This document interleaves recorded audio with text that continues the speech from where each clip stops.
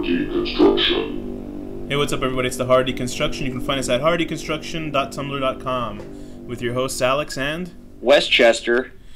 Well, Westchester, what film are we doing today? Cap'n Hill. The film is called The Brutal Insanity of Love, aka Evil Dead Trap 3, aka Or Evil Death Trap. Did I say Evil Dead Trap? I meant to say Evil Death. What is it? Is it Evil Dead Trap or Evil Death Trap? I don't know. Whatever the fuck. What you're reading. There's also my favorite one. One of the names is called The Brutality of Love. I like that one. What's the like the Japanese one? There's another one. Hold on. There's another one called Brutal Love Killer, and the original one is Chigureta Ai no Satsujin. So, it's a film made in 1993 by Toshiharu Ikara. You're just being intolerant right now. Written by Takeshi Ishii. Oh man, it's a pretty. Oh, Takashi Ishii. It would have been better if it was Takeshi Ishii. Yeah, but you might be pronouncing it. Maybe when it's pronounced correctly, it rhymes. Sure thing. So this is the third installment of the Evil Dead Trap Trilogy, and it has nothing at all to do with one another. At all, like not in the slightest way, except that the actors are Asian. Right, the three films have no, they have no connection with one another. Let's just say what the first of all, just say what the film is about. Anyway, go ahead. Although the girl's name is Nami, and I think that's the name of the girl in the first one. I don't think her name was Nami, was it? Someone's name is Nami in this. Yeah, maybe it is. Oh my god, I dated a girl named Nami.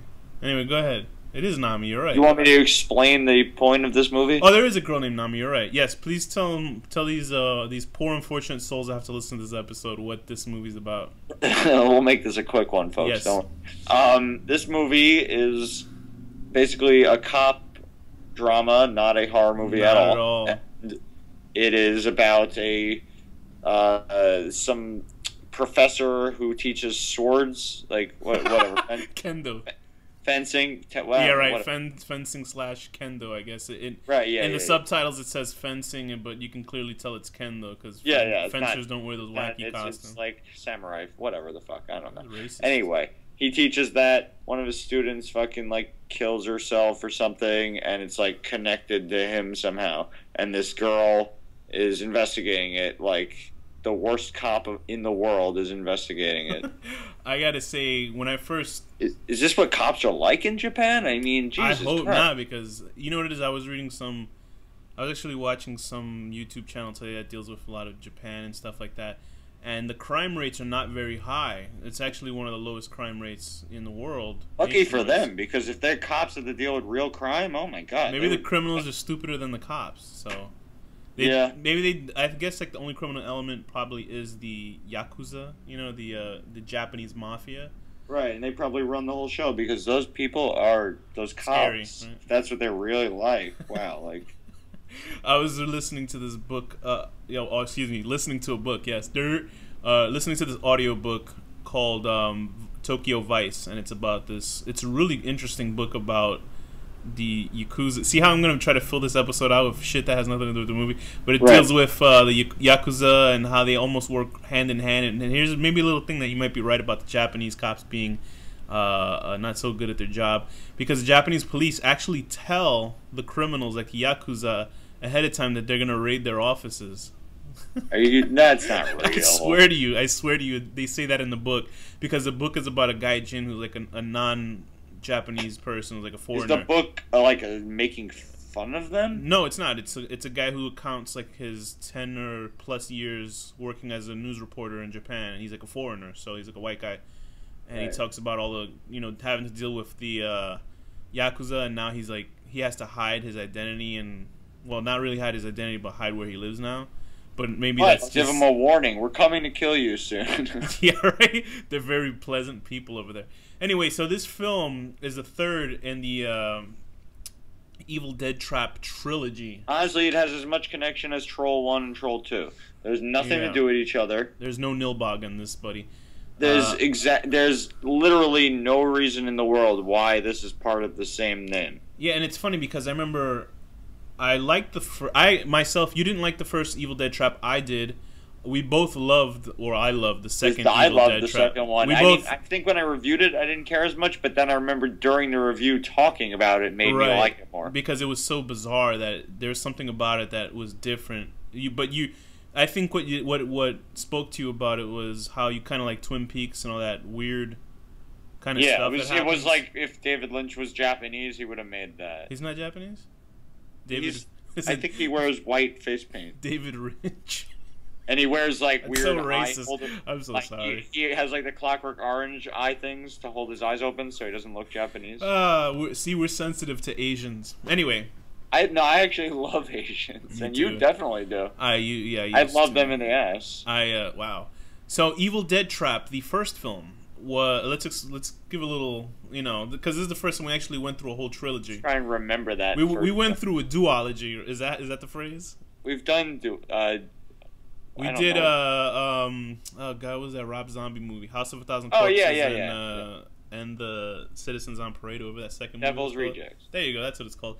So Evil Dead Trap is a trilogy from Japan that started in 1988, and this last one obviously ended around 1994. Did I say at the beginning of this? I hope that they don't make a fourth one. This one would be about like a circus or something. If they did, they would have to bring it back to the first film, which was almost like a slasher / torture porn kind of film.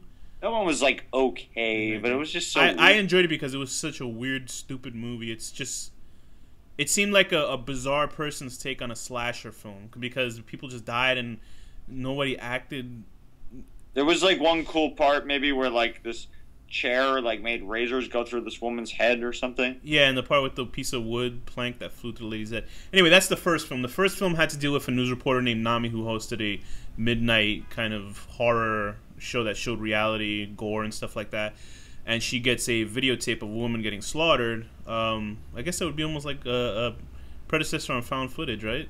So anyway, her and a couple of dumb people from a news station. Yeah, it seems like Japan's like the people that they put in the movie as like the protagonists are always like really stupid. It's almost like American films. The characters are dumb in American films. They're really autistic. Like they have no sense. They're like curious cats in the Japanese. Right, and it's not to take away from autistic people, but it's most like see how I'm trying to save myself from Jenny McCarthy's wrath. You're gonna get like a lot of complaints about this. I'm gonna get a letter that says, "I don't like the way you said fire trucks are red." That's the kind of letter I'm gonna get. But anyway, so the first Evil Dead Trap had a couple of hapless idiots walking into an abandoned building or a silo or something like that, a chemical factory. It was like this big, like, empty military base or something. And it started as a normal horror film sort of thing, which kind of had this creepy atmosphere to it, and then it ended with psychic babies floating around and using their mutant brain power. And I think Hideki. Right. And that was the only connection to the second one, which also had a character named... Can you give a little thing about the second film? What was that about? Second film was awesome. It was fucking amazing. I love that second film. It's been a bit since I've seen it, but it was about a woman serial killer and kind of following her around, and then there's this guy that's like interested in her, and he is like some kind of like fucking weird monster or something. You find that it was very strange. It became really surreal towards the second half of the film, and it had to deal with... It's hard to fully explain it, and like her best friend is like some kind of sicko fuck. Like everybody in the movie is just like really sick, and it's kind of just about insanity. I don't think it's arguably the best film out of the trilogy. And this it is. And so this third film, Danny just said what it was, but it's called the third. This is from Asian/horror/movies.com where we actually got the film. It was a bitch to find this film. I actually said it before I could find it. It was so stupid. I mean, it's a good thing that it's not on the internet because it's really not worth seeing. So the third entry in the unrelated series, which began with Shiro no Wana, Toshiharu Ikeda's bloody horror film, deals with a policewoman investigating the apparent suicide of a college co-ed. The prime suspects include the girl's professor, prime suspects. There's only one fucking suspect in this movie. Yeah. Includes the girl's professor who may have been having an affair with her, and the professor's wife who frequents lesbian bars. She was dead. They just gave away the thing. Gruesome axe murders and mutilations ensue, leading Yokoyama to a shocking discovery. Who's Yokoyama? Yoko is Yokoyama is the name of the actress who plays Yoko Mizuhaki. Wow. Who wrote that description? Who writes these descriptions? They basically just spoiled the whole movie in that description. God. Well, anyway, They're saying that one of the suspects is a character that's known to be dead the entire movie up until the end. Right. Oh, whatever. Who cares?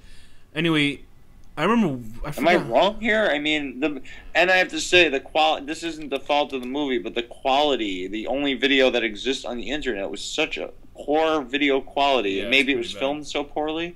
But like, my God, like you couldn't see anything. It was like the grainiest, most pixelated image I've ever seen in a movie. It was pretty bad, yeah. Whoever, but I mean, it's very nice that they actually put it up online, but they had no idea. You know what I have to say to them? Fuck you, motherfucker. Yeah, I'm gonna smell your butt. I really had no idea if the first film. I could have sworn the film Akira had one of the same writers as one of the Evil Dead Trap films, but I must be wrong. It might be the second one. I believe Akira, the anime? Yeah, Akira, the seminal Japanese animation. Wow, I don't think the person that wrote that would be would write something so stupid as that first one. Maybe he wrote the second one. Hold on, let me see. That I could see, maybe. Whatever. Anyway, so the film starts out with starts out actually pretty promising because it kind of has.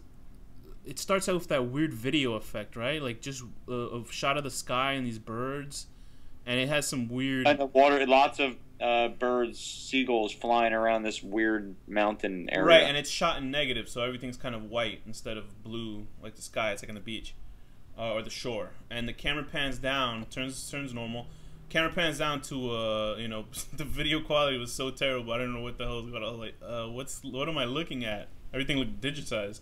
Right. And it pulls onto the shot of a floating torso, and these birds are picking at it. And I was like, all right, like, okay, all right, we're getting somewhere. And then nothing. And then it goes right to shit right after that for like the next 2 hours or however long this movie is. So what were you expecting with this third film starting out? I was expecting some surreal awesomeness, and I didn't get it at all. Yeah, the second film.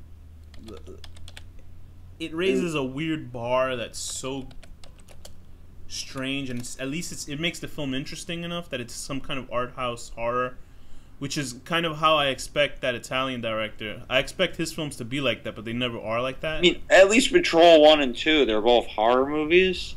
This is like literally not a horror movie. Yeah, it's a straight it can't be, by any stretch of the imagination, it's not a horror movie. It's almost like Seven is more of a horror film than this is, and that's not considered really horror. Do you know what I mean? In America, that film, and it's just astonishing how bad this. Nothing like scary about it. It's just like this annoying professor and this stupid wife, and like, and there are really dumb duo of cops. That's like almost like Laurel and Hardy. There are things in the film that I like. I do like the way that the film is shot. I like the way it looks.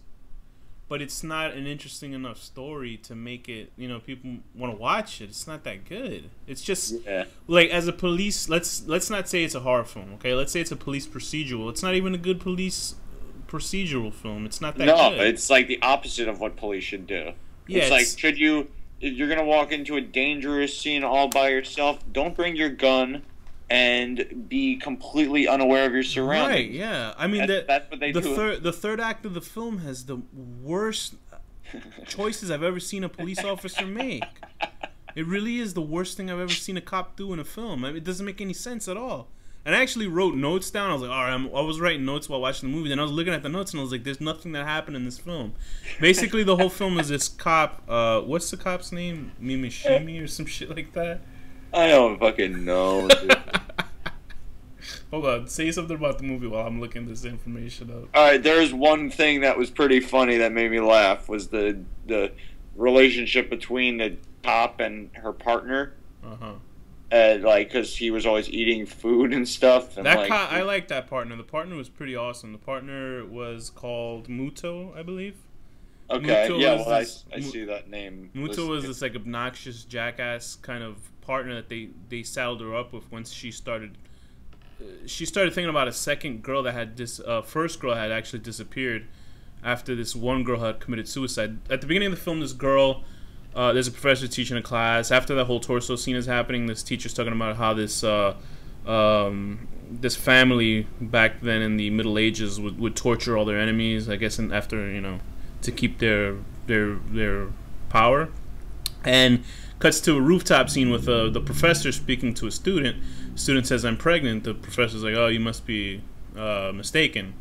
Later on, we see her jump off the roof. We actually see her jump off the roof. We don't see her getting tossed off or thrown off or anything like that. So I mean, right there, it's not very good because it's not a very good mystery. I mean, you could have the mystery of if you didn't show her get jump off and they just show her fall off the roof or something. I thought they were gonna go in a cool direction because they're showing like this professor it kind of becomes clear that he is like luring these people in maybe to their death, although you didn't suspect why.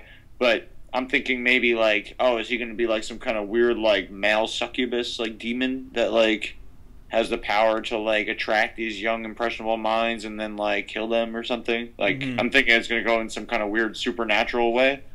But yeah, no, that's what I thought when the professor. Listen, the professor's guilty. Well, actually, there is a weird supernatural thing. There is. The professor's guilty. You can just tell from the beginning of the film. He's guilty, but he's not guilty. That's how they play the film. Yeah. Because he's just in his room and he's by himself. He's talking to nobody in the house. You could see. Well, he is, but he's not. In the scenes, you just see him in this very big apartment, or I don't know how. What do you? I guess when you teach swordplay, you're fucking filthy rich in Japan. I guess, unless he's just squatting in some Japanese house that would happen to be like some fucking Lord Domyo was there, some shit like that. That guy's like loaded. It's a huge, spacious, room, and he just stands there talking to nobody else in the room. Apparently, maybe there's somebody upstairs or something like that. And he's saying, he's talking to obviously his wife. But you don't see the wife anywhere. You don't see the wife anywhere, like, reacting or saying anything back to him. Right. And he's just a plain old weirdo. Like, from there, if he was just acting normal and the camera didn't stand on him, then you wouldn't have any, let me say, what's the word? You would think it would be a red herring. I mean, everything about the film is a red herring, I would say, but... Is that what they call that? Yeah, red herring. You remember Scooby-Doo Jr., whatever that shit was called? Scrappy? No, the little Scooby-Doo show. Remember when they were kids? Scooby-Doo. No, the one they go Scooby-Doo, Scooby-Doo, that one. Remember they had a character called They had a character called Red Herring that Fred would always say was guilty of the crime, but he wasn't. That's where the phrase. Motherfucker. The phrase didn't come from that, but red herring means having something that diverts the attention of the real villain of the story. Let me ask you another question. Why is a cuckoo clock called a cuckoo clock? I was asking someone this the other day. Doesn't it go cuckoo? No, but why the fuck did they choose that bird? Why not a rooster? Know. Roosters tell the time. I guess they were tired of roosters and shit. They just wanted to have a cuckoo. They want to just make something up? Like, what do I want to call a kangaroo clock? Okay, very good. So, I get it now. The writer of Akira... You see what I'm saying? Roosters tell the time. They cock-a-doodle-doo on the, in the morning time. So the writer of the of Akira the anime actually directed Evil Dead Trap 2. Okay, that's what I wanted to say. Oh, anyway, okay. Because I couldn't believe that he had anything. That is a fact? That is a fact, yeah. It's on the IMDb. Oh, that's cool. how I was kind of like, okay. That's always drove me nuts, and I don't know why I didn't say it on that episode. If anything, you want to have a great episode, listen to the Evil Dead Trap 2 episode. And it's funny because Danny's voice sounds completely different because we actually did it in the same room. We never were in the same room when we did this show. Oh, did we do that one in the same room? Yeah, that's why I remember re-listening to it. It didn't sound like I'm on a telephone. And I was like, it freaked me out because I was like, why does Danny's voice sound so strange? Like, it sounds like you were doing a voice the whole time on every other episode. So anyway, let's get back to this pile of shit movie. There's nothing else to say. It's a pretty bad cop movie that looks very pretty, but they lead you to, I swear to you, a 7 or 8 minute chase scene because apparently the good professor's wife, which I always knew from the very beginning just watching it, it's the professor wearing a wig because it's like an 8-foot woman with bad hair running around lesbian bars. What did you think about the lesbian bars? Did you like the lesbian bars? I did like the lesbian bar. But to see fucking cop go in there just seems so like unprofessional. What was that overzealous lesbian that went up to the cop, Mizushima, whatever her name is? She just like, why don't you look at me all the time? And I was like, damn, this no wonder. What the fuck? This girl, can she play it cool? What the fuck is this? This girl's like up her ass already. She just met her. Yeah. She wanted to, chew on She's some really horny. She wants to scissor the night away. really badly. She just wanted to chew on some snatch or something. You didn't think they really do that, or is that just like a South Park thing? I was listening to something about that. Do they really scissor?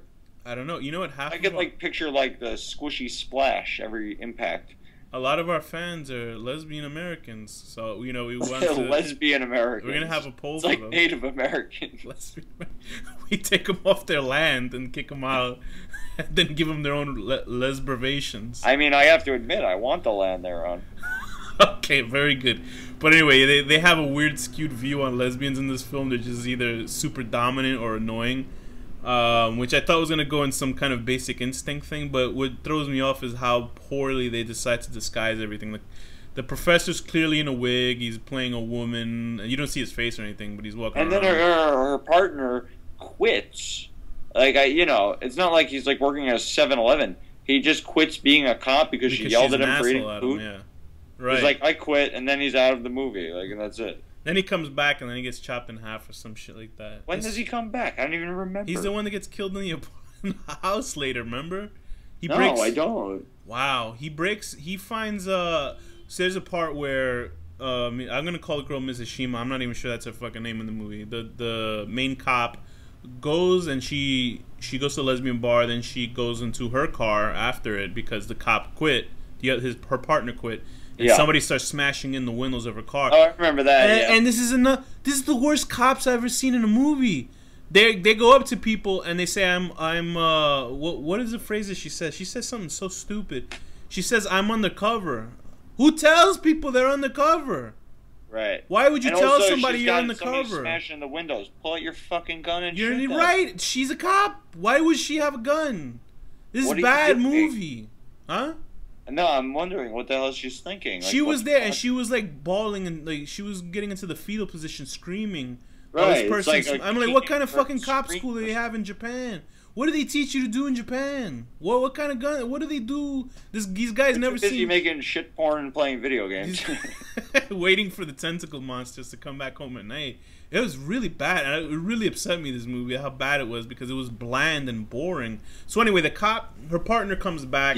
What do you think we're going to rate this movie? Well, I know. While the cop is busy somewhere else, I don't know what the cop did by then, but her partner came in and saw the cars all busted up, so the cars planted outside the professor's apartment. Real good undercover work, stupid asshole cops.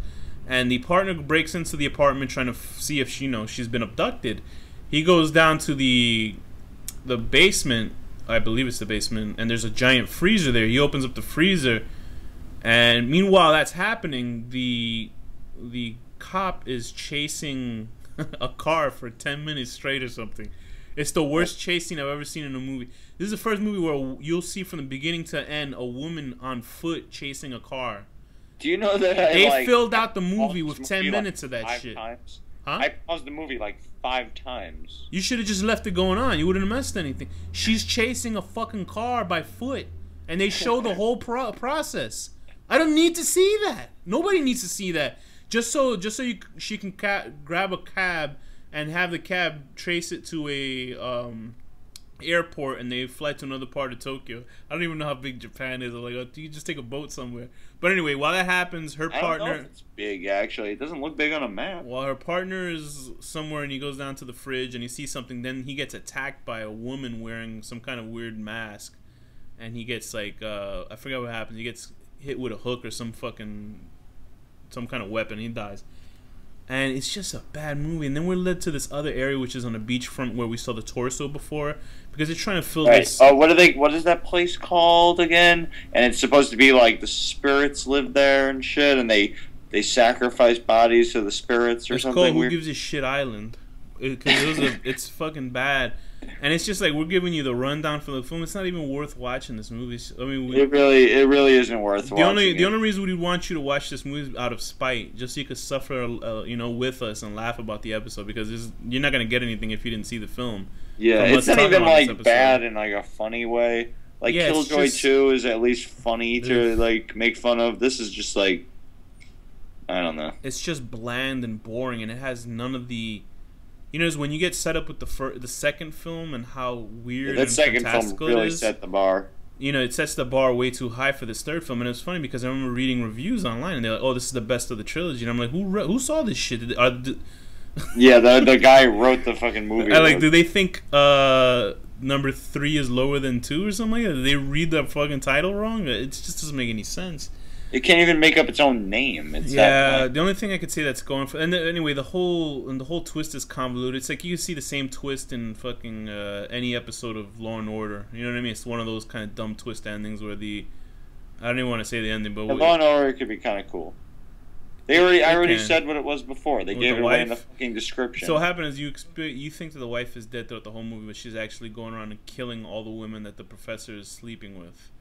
That's it. I mean, it's a Law and Order. Basically, the whole point is that this professor is forever in guilt because he cheated one time on his wife with some student.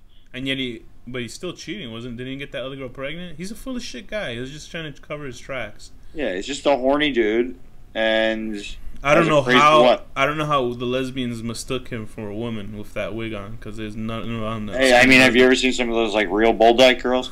But anyway, so then he is like I heard something else. I heard Stone Butch. I heard that phrase for the first time today. It was about Stone Butch. Yeah, it's like a really masculine lesbian that wants to pleasure the female but does not want to get touched. What's that about? I don't know. I have no idea. So anyway, go ahead. Anyway, she wants to what the fuck? Oh, she like possesses him after the wife dies. The guy's talking in her voice or something. I thought he was just talking to himself. Oh yeah, you're right. No, he's like got like a weird demon voice. I don't know. It's so stupid. It's a really bad movie. Don't watch this movie. If you did already, sorry about that. But this is pretty stupid. This movie, and it really is a letdown because it's a very steep. It is a sequel to an awesome movie. Yeah, it is, and I have a special place for the first one and the second one for sure. But this third one I'm fine with changing genres within a horror film as long as you keep the horror element, but there was nothing horrific about it. It was just trying to be a really dark thriller. I don't care what they call it. They could call it whatever genre they want. It's not a good movie. It's not. Yeah, it's pretty bad. It's not a good crime drama. It's not a good anything. It's a good bad movie. If they had it in the genre of bad movie, it would be good at that. To spice this film up, it needed a lot more body parts and gore and violence in it because it just does not. It's just a regular cop film, and it's not that good. Okay, right? Oh, so what's your rating of it? My rating is a 2 out of 10. What about 12? 2 out of 1 out of 12. Female cop walking into a giant freezer and seeing a horrendously plastic version of her partner's face and a dummy's body that's all ripped up into torso pieces. Okay, I'm gonna give this a 3 out of 12. 3 out of 12. There's nothing even cool enough to talk about. Wow, you're very nice about 3 out of 12. Go ahead. Yeah. 3 out of 12. You know, I'll upgrade mine to a 3 as well. There's a lot of good looking shots in it. But go ahead. Okay. 3 out of 12. Really horny lesbian hostess that tried to have sex with the clients. I thought she was pretty cool. She didn't overdo it. Anyway, yes. She was really pushing for it, though. Well, we really packed this episode. We did it. We made it to 28 plus minutes. What can we talk about? Yeah, it's a bad movie. It's just avoid it. It's a bad movie. What is the next film? Buddy? Yeah, it's my choice next. Well, you're supposed to ask me. What's the next film? Ask it again, but in a sexy voice. So, what's the next film? Candyman. And what's the final word? Hold on.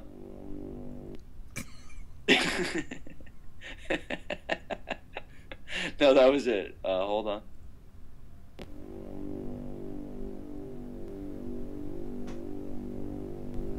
The horror deconstruction.